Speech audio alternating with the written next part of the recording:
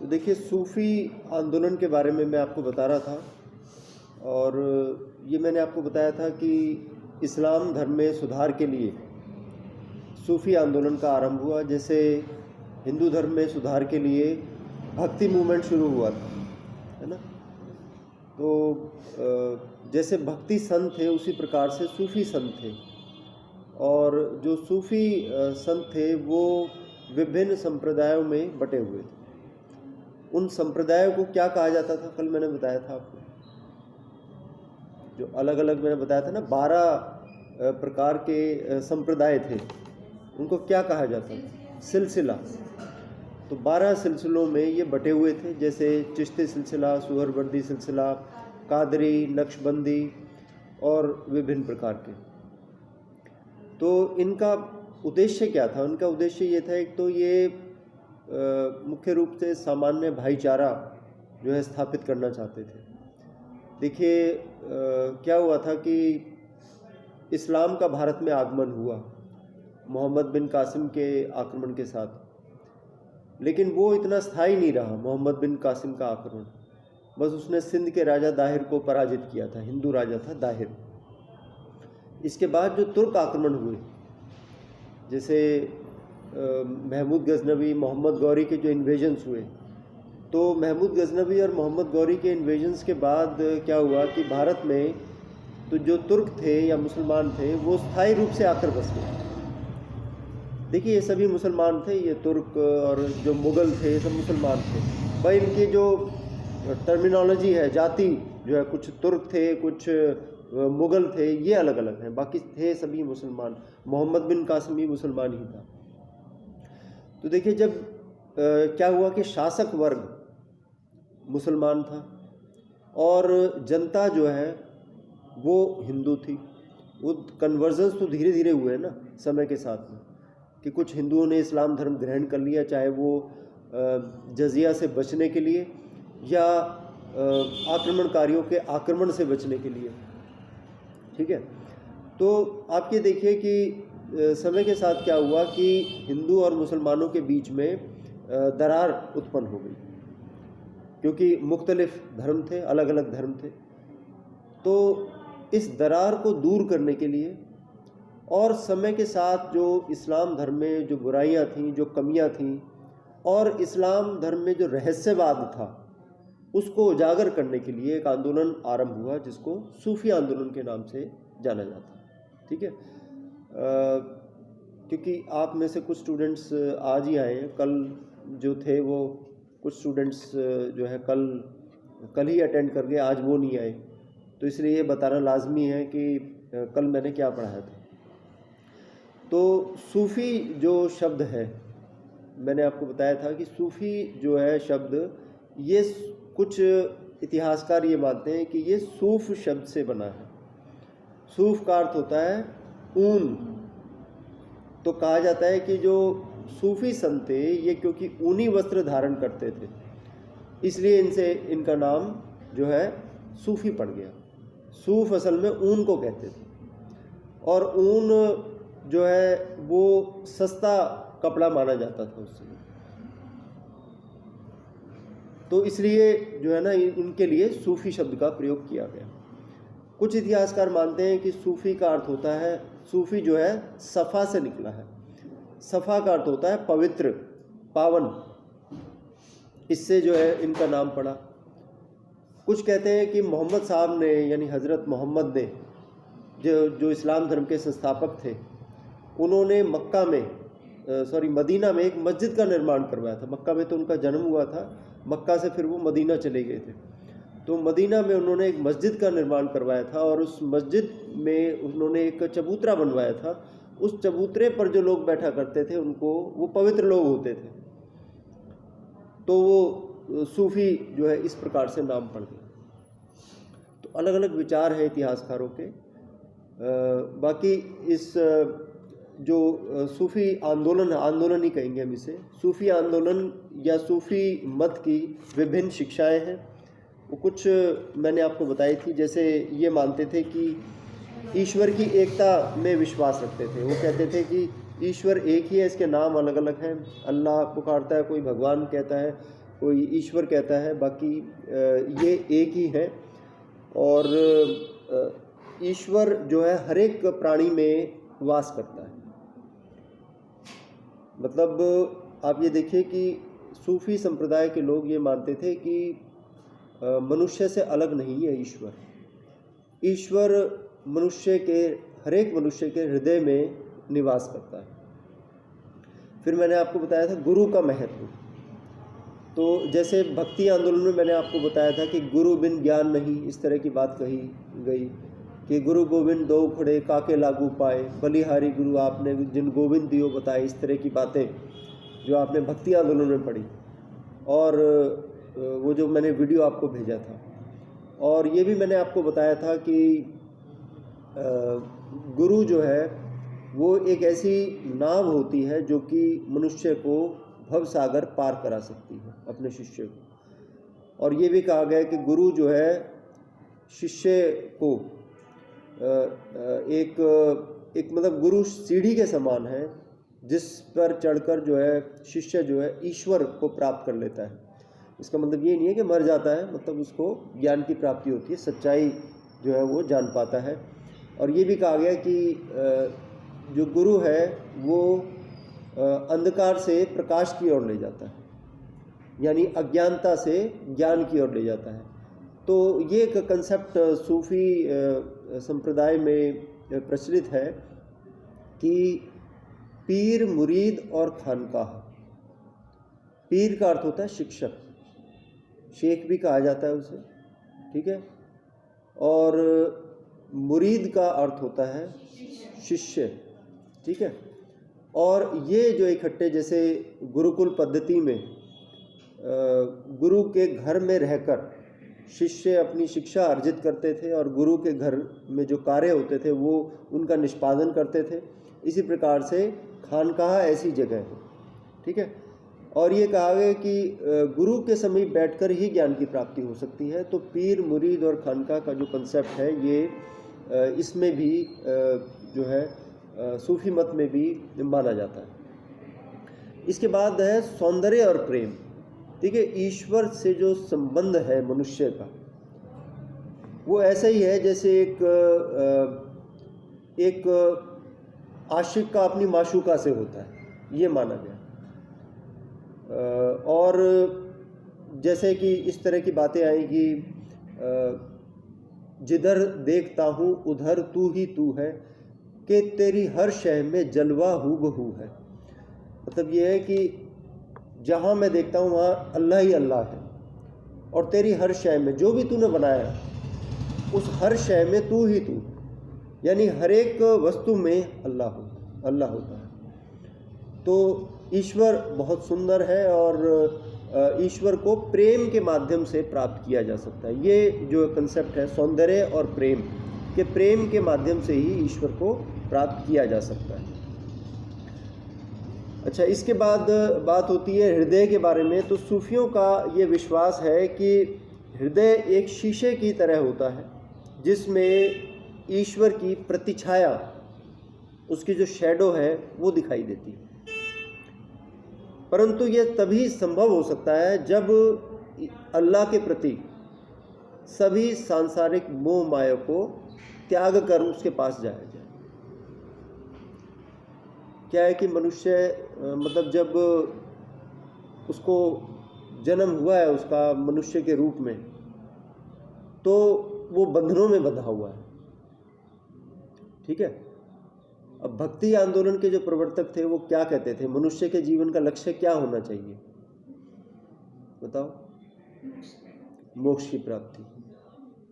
सूफी आंदोलन के प्रवर्तक भी यही कहते थे कि सांसारिक मोह माया से उठकर जो है अपने हृदय को पवित्र रखते हुए अल्लाह की इबादत करनी चाहिए।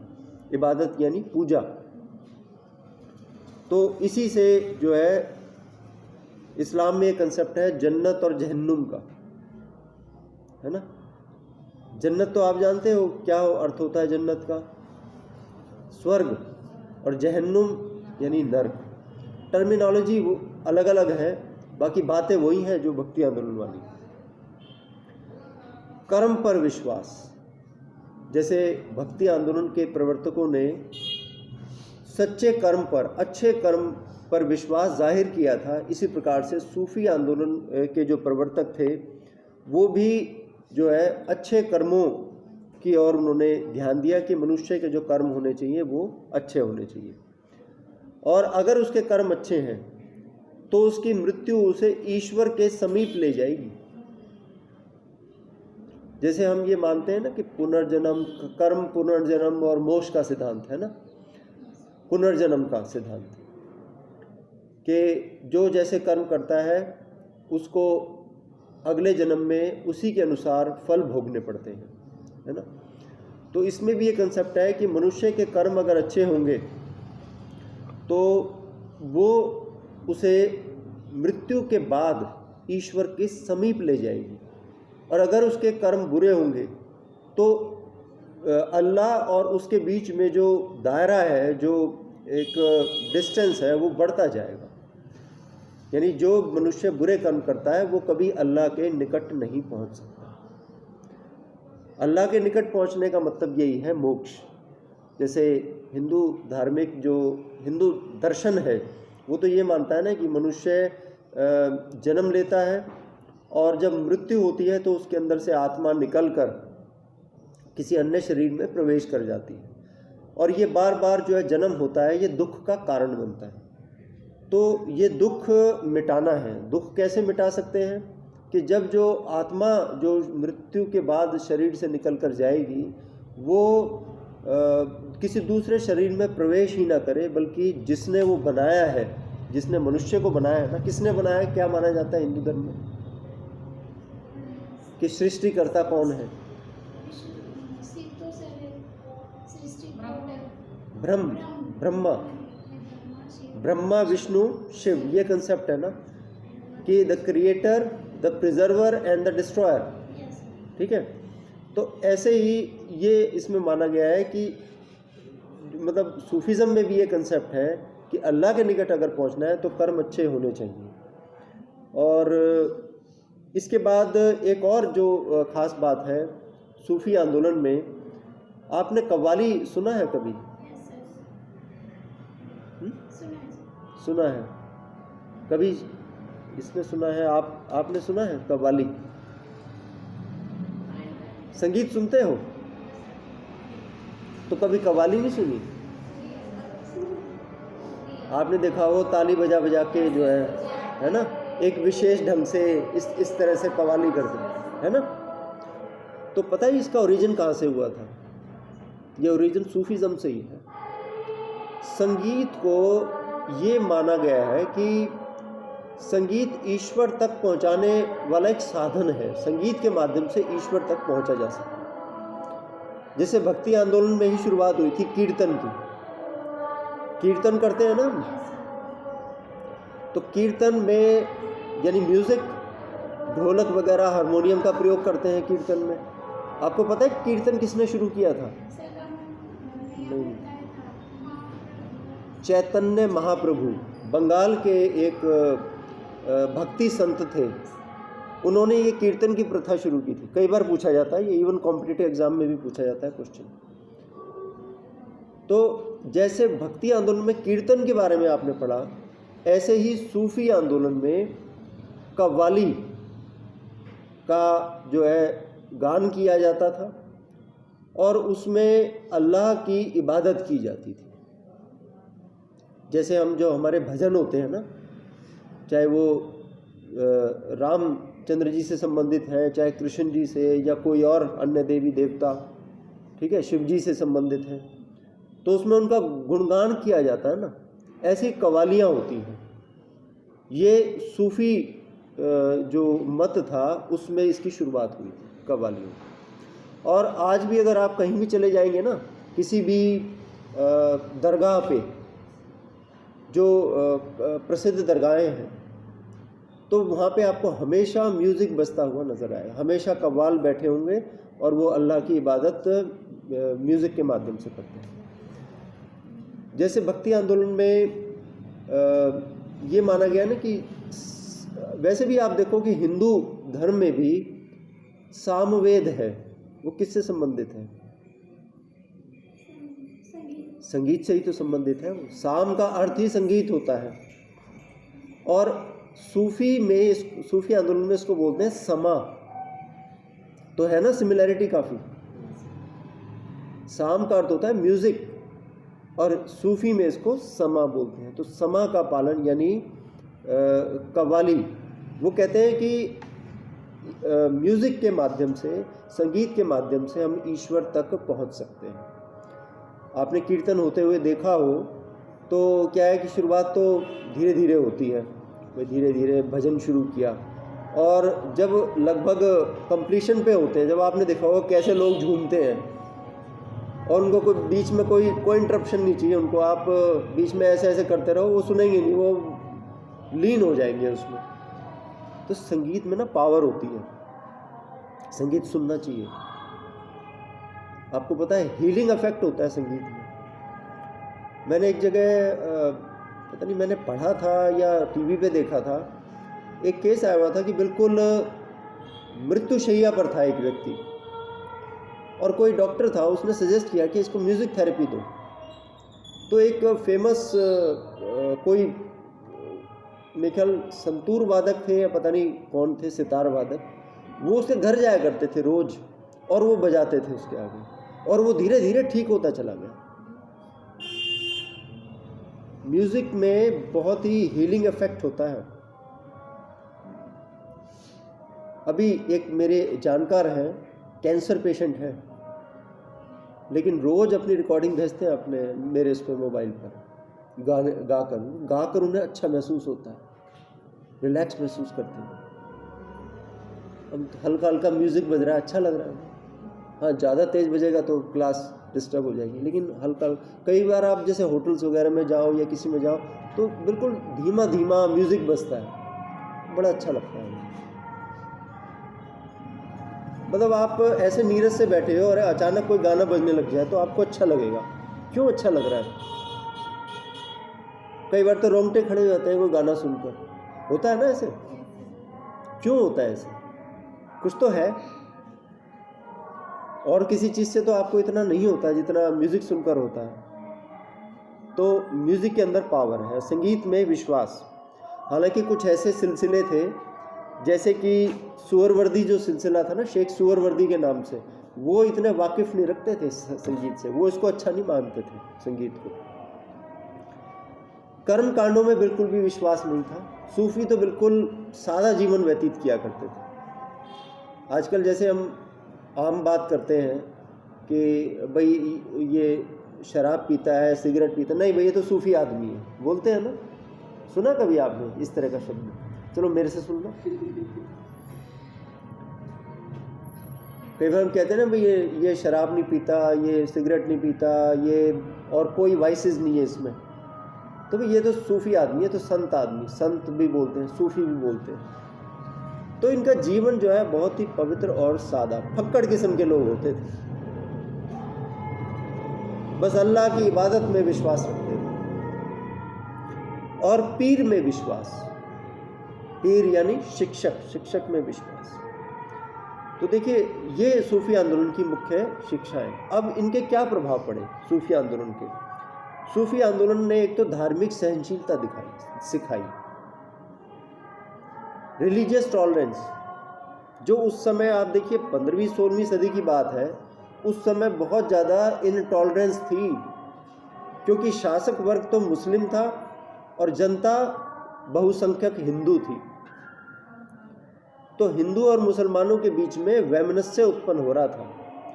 लेकिन इस वैमनस्य को दूर करने में सूफी आंदोलन का बहुत बड़ा योगदान रहा, क्योंकि ये धार्मिक एकता में विश्वास रखते थे, धार्मिक सहनशीलता में विश्वास रखते थे।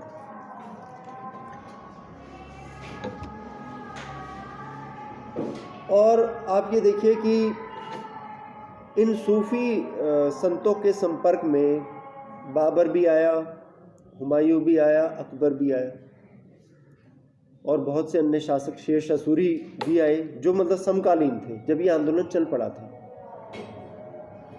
लेकिन आपने देखा कि अकबर में सबसे ज़्यादा अकबर की धार्मिक नीति का एक बहुत बड़ा कारण था सूफी आंदोलन का प्रभाव।